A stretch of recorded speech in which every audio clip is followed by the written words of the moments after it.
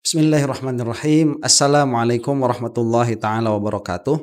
Alhamdulillahi rabbil alamin. Wa sallallahu ala sayyidina Muhammadin wa ala alihi wa sahbihi wasallam. Amma ba'du. Sedang riuh rendah ya negara kita ini, terutama penegakan hukumnya. Jangan sampai orang-orang di luaran sana begitu ya. Di luaran sana itu yang saya maksud adalah yang bukan santri. Saya bukan representasi santri secara umum, tetapi saya ini mengidentifikasikan diri saya sebagai santri dan kesantrian itu tidak akan pernah lepas.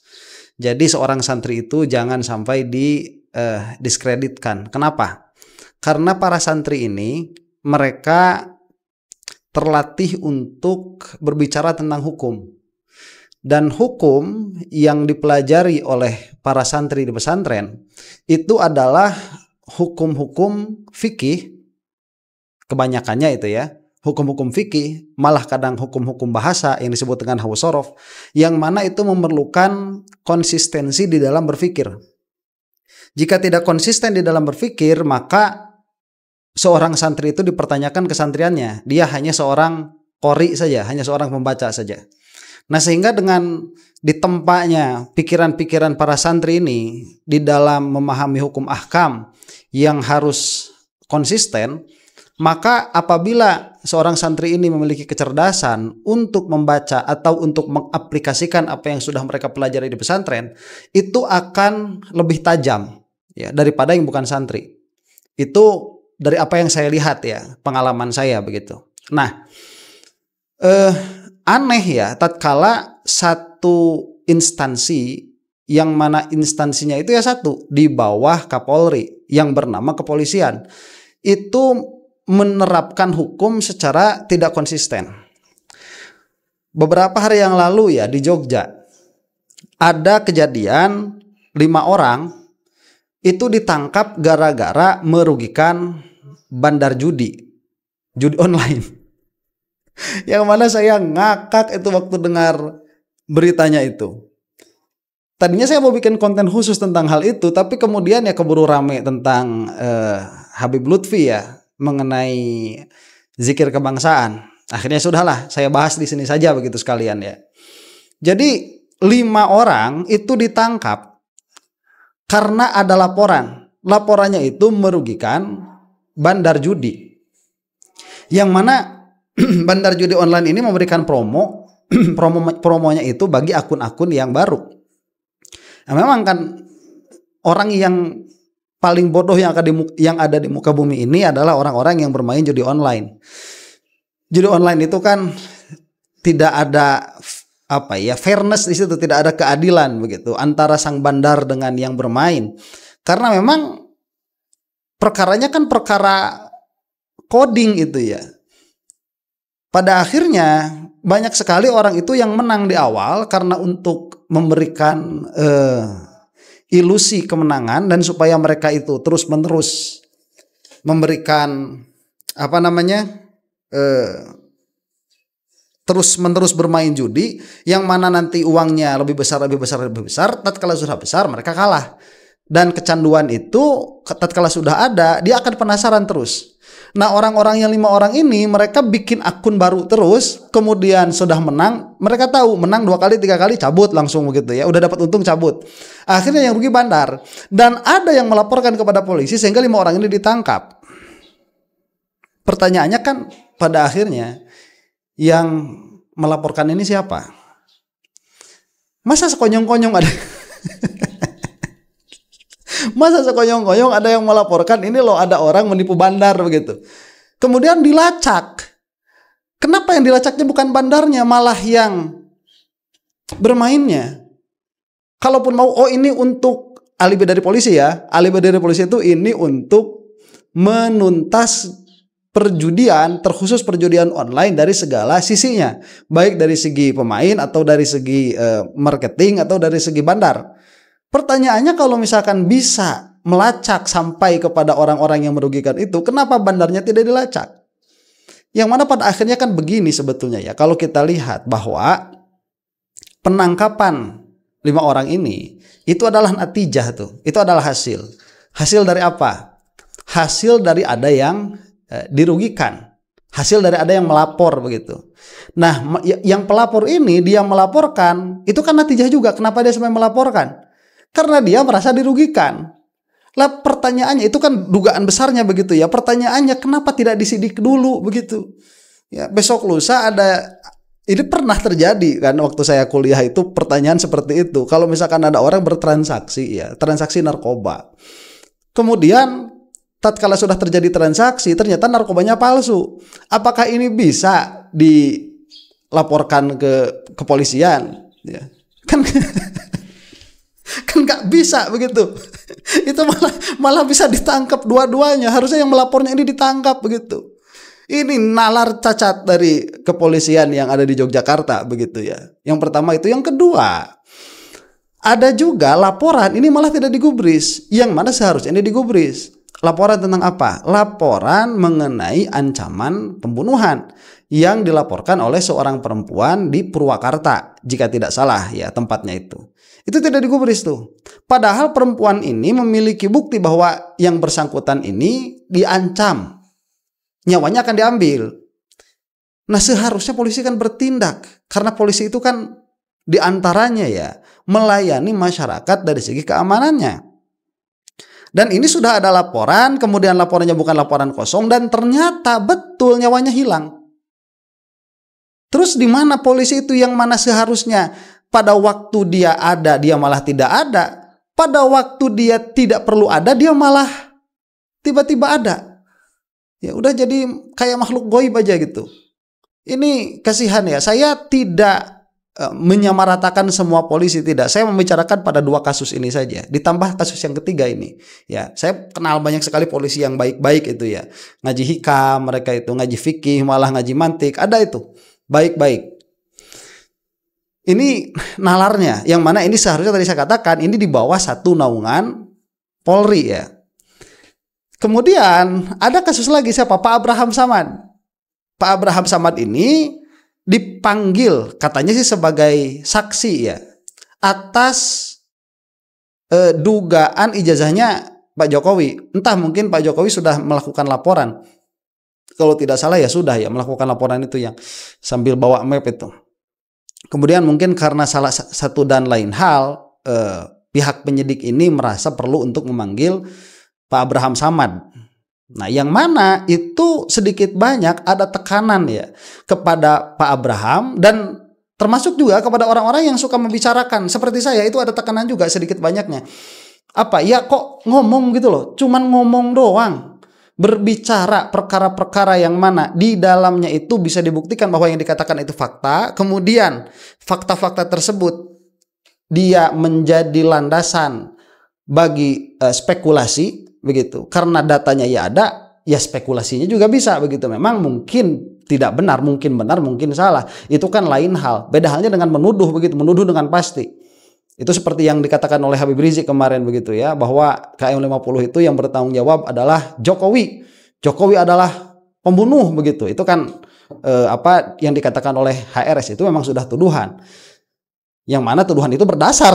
Makanya tidak berani Jokowi itu berkonfrontasi dengan Habib Rizik secara langsung. Nah, ini mengkhawatirkan. Jadi saya lihat polisi ini sekarang sedang dalam posisi menguntungkan, saya catat ini baik-baik, menguntungkan narasi yang tidak populis, narasi yang tidak populer. Kenapa? Bandar judi lah kok dibela. Itu tidak membela bandar judi. Iya, tapi kenapa nggak ditangkap? Itu kan akhirnya menangkap salah satu pihak tuh. Kalau mau kejar dua-duanya begitu. Tiga-tiganya sama yang lapornya sekalian. Karena yang melapornya itu pasti orang yang merasa dirugikan. Kemudian tatkala masyarakat butuh lah malah nggak ada. Kemudian tatkala seseorang itu sedang melaksanakan atau menggunakan hak institusinya untuk berbicara di hadapan publik, untuk berpendapat, bukan memfitnah loh ya, beda itu. Untuk berpendapat itu malah dikriminalisasi ya, atau ada dugaan ke sana. Yang jelas ini tidak populer. Yang mana jangan menjadi salah, kalau jangan disalahkan apabila masyarakat itu kepercayaan kepada kepolisian, terutama yang tinggi-tingginya itu, yang di atasnya itu semakin sini semakin berkurang. Dan tatkala kepercayaan masyarakat kepada kepolisian ini semakin berkurang, yang terjadi apa? Ketidakstabilan hukum. Ketidakstabilan hukum akan mengakibatkan kepada ketidakstabilan politik. Ketidakstabilan politik akan mengakibatkan kepada ketidakstabilan ekonomi. Ketidakstabilan ekonomi akan mengakibatkan susah ngejar akhirat. Itu intinya kalau kita mah di situ. Ya. Karena ya kefakiran itu dekat sekali dengan kekufuran, dengan kekafiran, kefakiran itu. Nah, ini Masya Allah ya, harus ada yang berbicara, dan akan kita lihat sekarang ya.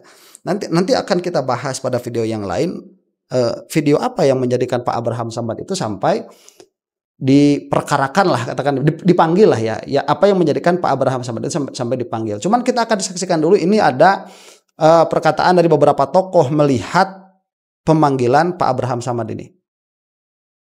Ingat, tolak kriminalisasi Abraham Samad. Ini bukan zamannya lagi. Saya Novel Baswedan menolak kriminalisasi terhadap Pak Abraham Samad. Saya Oki Madasari, saya percaya pada integritas Abraham Samad. Saya menolak dan melawan kriminalisasi pada Abraham Samad. Saya Ferry Amsari, menolak segala upaya yang berupaya mengkriminalisasi Abraham Samad. Lawan.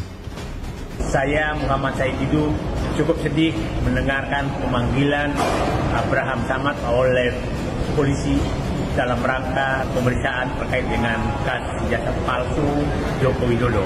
Saya berharap dan saya minta jangan sampai ada kriminalisasi pada siapapun terhadap keinginan masyarakat untuk mengetahui kebenaran ijazah asli Joko Widodo. Oke. Nah, itu apa ya, dukungan dari orang-orang yang melihat ada kriminalisasi, ada kemungkinan kriminalisasi terhadap Pak Abraham Samad, yang mana beliau itu kan orang yang memiliki integritas tuh. Orang-orang yang seperti ini padahal kalau dijadikan mitra ya bagi pemerintahan itu akan sangat bagus. Jadi sebetulnya ya pemerintah kita itu maunya apa sih?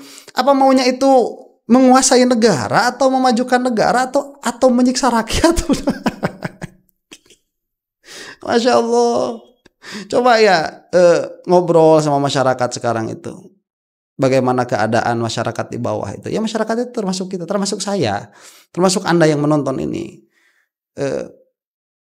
Kalau mau bersikap cuek ya memang sepertinya tidak ada masalah begitu ya. Ya kita kalau misalkan nggak bisa makan nasi kan masih ada singkong gitu ya, singkong nggak ada masih ada kentang nggak ada masih ada jagung begitu. Memang tidak alhamdulillah negara kita itu tidak semenderita itu. Tetapi melihat dari potensi yang ada, kemudian dari orang-orang yang bercokol sekarang di pemerintahan, ya di bawah-bawahnya Pak Prabowo itu orang-orang yang sangat menyedihkan ya. Jadi pada akhirnya politik itu pada saat ini dikuasai oleh orang-orang yang berani berbuat culas. Nah, orang-orang yang tidak berani berbuat culas akhirnya terpinggirkan ya. Jadilah orang-orang yang hanya bisa keluar-keluar saja begitu ya, hanya bisa berbicara. Dan ini menyedihkan. Nah, kemudian bagaimana sih sebetulnya ya pemanggilan yang dilaksanakan oleh pihak kepolisian ini terhadap Pak Abraham Samad? Kita saksikan sini. Ya, oke, makasih teman-teman media yang sudah menunggu dari tadi. Hari ini saya mendapat surat untuk memenuhi panggilan sebagai saksi, ya, panggilan pertama. Dan sebagai warga negara, panggilan pertama ini saya datang untuk memenuhi panggilan ini agar supaya masyarakat lihat bahwa kita memberi contoh kepada masyarakat bahwa tidak ada satupun warga yang mempunyai privilege terhadap hukum. Equal justice under law, ya, equal before the law, ya. Oleh karena itu saya ingin memberi contoh bahwa kita akan patuh menghadapi berbagai macam panggilan yang sifatnya pro justisia. Itu yang pertama. Kemudian yang kedua. Sebentar. Nah, ini kehadiran Pak Abraham Samad di sini pada panggilan pertama itu untuk menunjukkan equality before the law. Ada kesetaraan di depan hukum. Nah, ini kan juga suka dibawa-bawa tuh sama mukimat dia. Oh, para habaib ini tidak above the law. Mereka itu equal, ya, in front of the law gitu. Di hadapan hukum mereka itu sama saja, setara. Ya memang begitu keadaannya, semua manusia itu di hadapan hukum setara. Hatta Rasulullah SAW itu kan bersabda, ya, apabila Fatimah itu demikian dan demikian, maka akulah yang akan menghukumnya secara langsung. Karena memang saat itu ya tidak ada kodinya ya Rasulullah SAW itu sendiri. Nah, memang begitu, dan prinsip itu diambil oleh negara kita. Ya, jadi tidak ada anak raja, anak presiden, anak siapapun di hadapan hukum sama. Tetapi apakah pada akhirnya setiap individu yang ada di Indonesia itu merasa equal di hadapan hukum? Ya, ini kan bermasalah begitu. Apakah merasanya dulu, nanti prakteknya ya? Saya rasa tidak. Banyak sekali orang-orang yang merasa bisa melenggang di atas hukum. Di antaranya siapa? Si Sylvester itu. Dia sudah inkrah, harus dipidana, harus dihukum, tetapi masih masuk televisi. Itu sama TV yang masih diundang, masih diberi panggung untuk berbicara. Para polisi diam-diam saja begitu. Apakah ada equality ini? Tidak ada. Kemudian ya, anak presiden, umurnya masih muda, tidak memiliki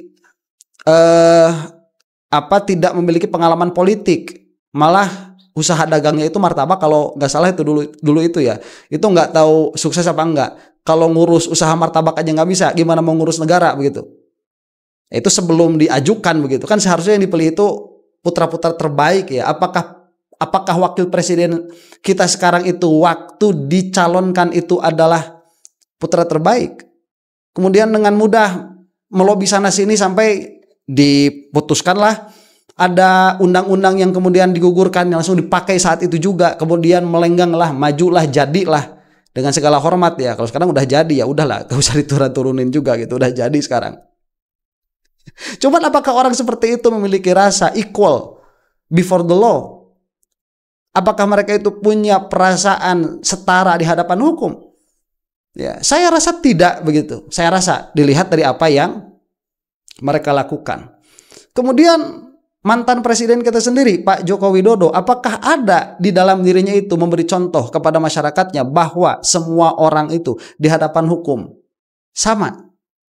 Apakah bersangkutan ini memberi contoh? Saya rasa juga tidak. Ya, karena kalau misalkan dia itu memberi contoh demikian ya, bahwa di hadapan hukum itu sama, maka tidak bisa yang bersangkutan ini dengan serta-merta terlihat begitu ya, memakai semua usahanya, memakai semua powernya untuk menghindarkan semua tuntutan hukum atas dirinya. Nah, ini menarik. Jadi kalau misalkan equality before the law itu seharusnya ada bagi presidennya itu sendiri, bagi anak presiden, bupati, camat, semuanya lah. Kita ini masyarakat Indonesia begitu. Ya, apa sih maunya kalian-kalian itu, heran saya. Malah rasa kesatria ini ditunjukkan oleh Pak Abraham Samad. Ya, ini ya masih menghargai lah. Jadi polisi dia ada ngapain sih polisi itu panggil-panggil saya. Ya. Tapi ya mau gimana lagi, memang secara konstitusi diharuskan untuk hadir, untuk datang. Akhirnya beliau datang. Nah, kemudian setelah datang apa? Itu kan yang pertama ya, memberitahukan kepada kita tuh. Kemudian setelah datang apa?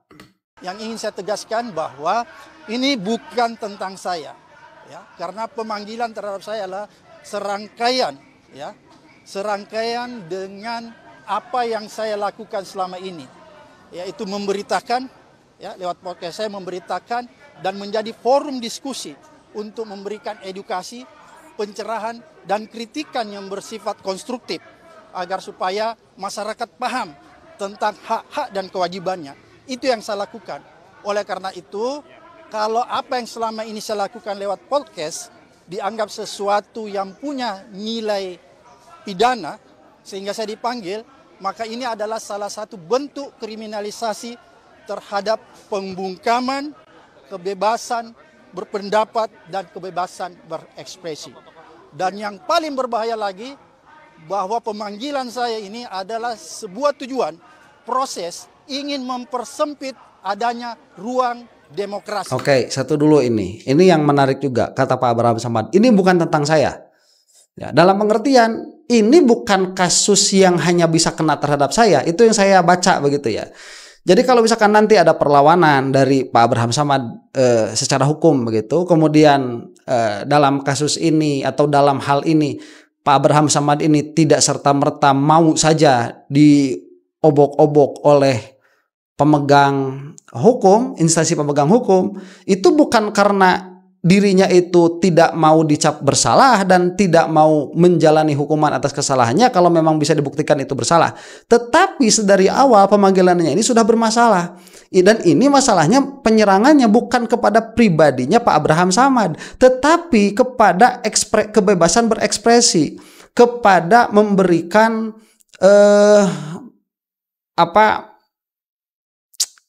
sudut pandang begitu ya, memberikan persepsi, perang narasi, perang ghazwatul fikr, ya perang pemikiran. Itu masa mau dibatasi sih? Kita itu mau dijadikan bangsa yang bodoh begitu dengan tidak boleh berpikir secara bebas. Coba lihat ya, berpikir itu harus bebas, bertindak itu lain. Berpikir itu harus bebas. Karena tatkala pola pikir itu dibatasi dalam pengertian tidak diberi ruang, dalam pengertian itu ya, tidak diberi ruang untuk berbeda pendapat, tidak diberi ruang untuk berpikir secara radikal, maka yang ada adalah pembodohan, pengkerdilan pengetahuan, pengkerdilan manusia itu sendiri. Sedangkan berpikir itu sudah apa ya? Sudah kekhususan manusia begitu. Coba Anda lihat ya. Kalau misalkan bandingkan nih bangsa Indonesia dengan bangsa Korea Utara. Saya ini kalau lihat Korea Utara itu masyarakatnya udah nggak kayak orang itu. Kenapa? Karena mereka tidak diperbolehkan untuk berpikir. Kalau di kita ya begini, berpikir itu biarkan saja, bebaskan saja. Namanya berpikir kok. Ya mau apa? Nanti juga orang kalau misalkan dia itu merasa tersinggung atau merasa terfitnah, wong ada hukumnya juga kan, tinggal dilaporkan, itu deliknya delik aduan kan selesai.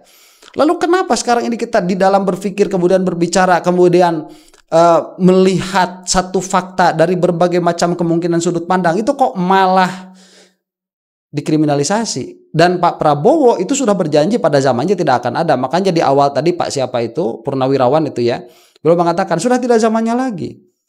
Ya, saya tidak melihat ini siapa dari siapa-siapa. Cuman kalau misalkan ada pemanggilan dari Polda Metro Jaya, ini pemanggilan atas dasar apa? Atas dasar delik murni atau delik aduan? Atas dasar apa ini? Saya belum tahu begitu ya, karena memang nggak baca BAP-nya juga, kemudian tidak melihat dulu juga secara lebih mendetail apa sebetulnya yang terjadi kepada Pak Abraham Samad ini. Cuman dari segi ini, apa yang dikatakan Pak Abraham Samad itu benar begitu. Ini bukan hanya tentang beliau. Besok lusa ya bisa jadi kita yang kena begitu. Besok lusa dalam pengertian kita ini ya YouTuber yang lain yang belum sebesar beliau begitu. Padahal kita kan cuma ngomong. Kita cuma ngomong. Dan kalau misalkan memang ada fitnahan yang keluar, kalau memang ada, kan itu bisa dilaporkan begitu. Kalau memang ada, bukan sekonyong-konyong hanya karena podcastnya, kemudian hanya karena membahas isu yang memang ada. Itu konyol sekali kalau gara-gara itu. Yang mana tadi orang yang melapor karena dirinya itu merasa terancam, karena ada ancaman pembunuhan, itu tidak digubris sama sekali. Kan repot kalau seperti ini.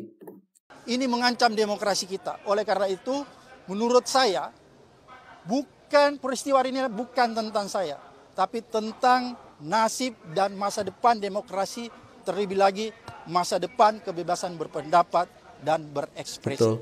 Kira-kira seperti itu. Oke, menuding ijazah palsu atau seperti apa, Pak? Dari podcast itu, Pak. Jadi podcast saya silakan Anda lihat ya, silakan Anda lihat, nonton semuanya. Semua isinya adalah sifatnya edukasi, diskusi yang memberikan orang pencerahan, memberikan jalan petunjuk kepada masyarakat tentang hak dan kewajiban mereka yang harus dilindungi oleh hukum. Betul. Itu isi podcast saya. Podcast saya bukanlah berisi podcast yang berisi konten-konten yang tidak berpendidikan atau konten-konten yang sifatnya entertain. Kira-kira seperti itu.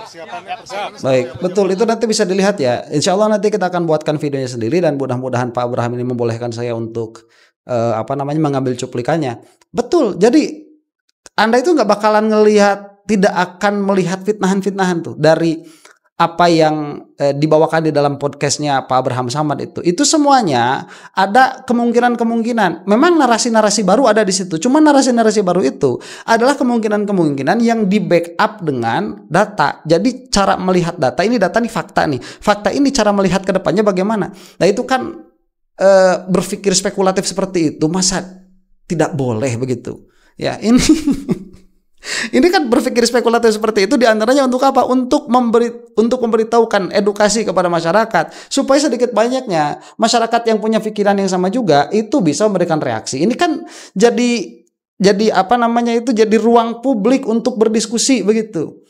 Dan di dalam demokrasi itu penting sebagaimana dikatakan oleh Habermas itu ya, yang harus ada apa? Ya media lah dalam public sphere itu. Public sphere itu harus ada. Ya kalau misalkan pemerintah udah ikut-ikutan masuk public sphere ini, kita mau jadi negara apa? Mau jadi korut sekalian? Ya, repot. Dalam kasus ini, nantinya apakah kan saat ini juga ada penyidikan? Apakah nanti kalau misalkan kepolisian itu menetapkan Bapak sebagai tersangka, Bapak seperti apa responnya, Pak? Pertama, seperti tadi yang saya sudah jelaskan ya, alasan saya bahwa ini adalah sebuah pembungkaman terhadap kebebasan berpendapat, kebebasan pers, dan mempersempit ruang demokrasi. Oleh karena itu, kalau misalnya saja aparat hukum ini membabi buta menangani kasus pidana ini, maka saya pasti akan melawannya sampai kapanpun juga. Karena menurut saya ini bukan tentang saya, tapi tentang nasib seluruh rakyat Indonesia yang mendambakan kebebasan berpendapat dan ekspresi yang dijamin oleh konstitusi kita, agar supaya ruang-ruang demokrasi kita tidak semakin sempit. Kira-kira itu. Baik ya, itu sudah selesai sampai situ ya. Jadi untuk kita nih ya, masyarakat yang memang sekali lagi saya katakan tidak memiliki kepentingan apapun untuk negara kecuali menginginkan kebaikan. Makan duit negara ya kagak, punya jabatan ya kagak. Kita cuma ngomong begitu loh. Mau negara ini bagus, mau negara ini baik. Yang terancam sekarang itu demokrasi, itu yang terancam. Ya, dilihat dari gestur-gesturnya para penguasa itu. Makanya saya ingin mengajak seperti ini dulu ya. Kesampingkan dulu tuh perjuangan-perjuangan yang lain selain perjuangan untuk mengokohkan demokrasi ini. Apabila demokrasinya memang sudah kokoh, baru nanti di situ bisa masuk ideologi-ideologi yang lain. Anda kayak yang mau apa namanya?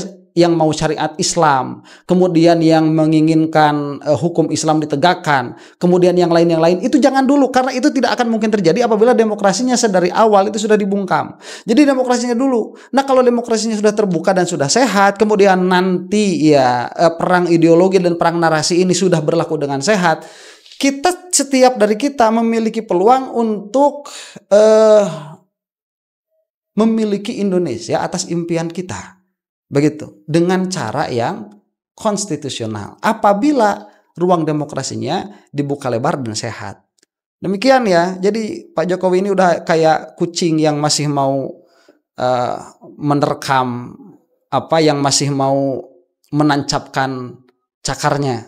Tapi mudah-mudahan lah sudah bukan zamannya begitu ya. Demikian, mudah-mudahan ada manfaatnya. Wallahu taala a'lam bishawab. Assalamualaikum warahmatullahi taala wabarakatuh.